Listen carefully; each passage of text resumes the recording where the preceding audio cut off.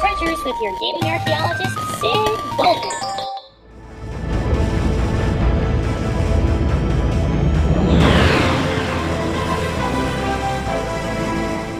Sometimes the lost treasure isn't found in local soil.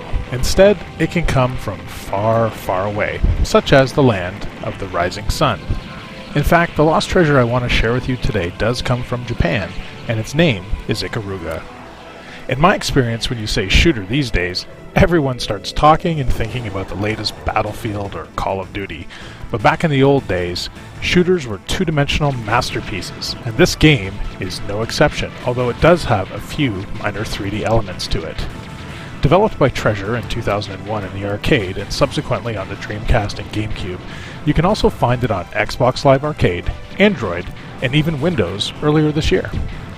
Besides the fact that the game was developed by an incredibly small team of only 4 people, it has, in my mind, 2 things about it that really stand out. First, enemies are of 2 polarities, either black or white.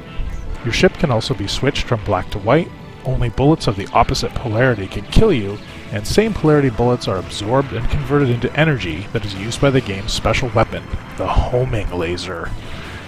Treasure previously experimented with colors and polarity in the title Silhouette Mirage, but really fleshed out the concept in this game. Shooting an enemy with the opposite polarity bullet will cause double damage, and so switching back and forth at the appropriate time is the key to a successful game. The other interesting mechanic is that even on the home console versions, the game supports a vertical mode. Old school arcade games use screens that are primarily vertical in nature, as opposed to the widescreen horizontal screens we have today. As a shooter, this gives you much more room for the bullets to travel. Although it can be difficult depending on your screen to put it on its side, it certainly makes a huge difference if you can. I've done this myself a few times at game night, and it's been very, very successful. For a game that was made around 13 years ago, Ikaruga still has legs.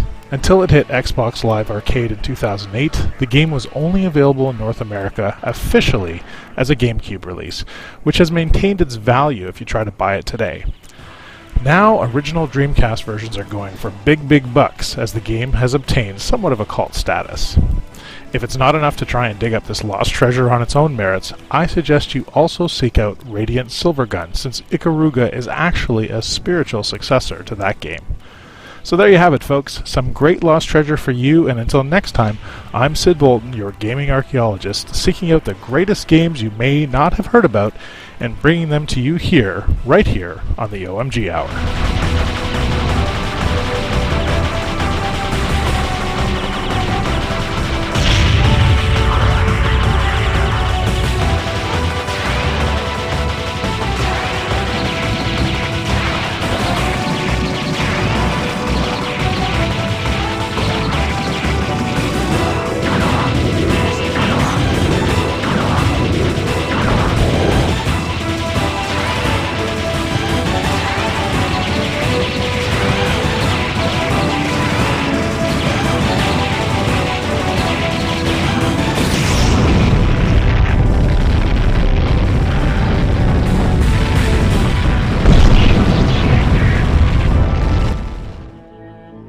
This has been an OMGNexus.com production.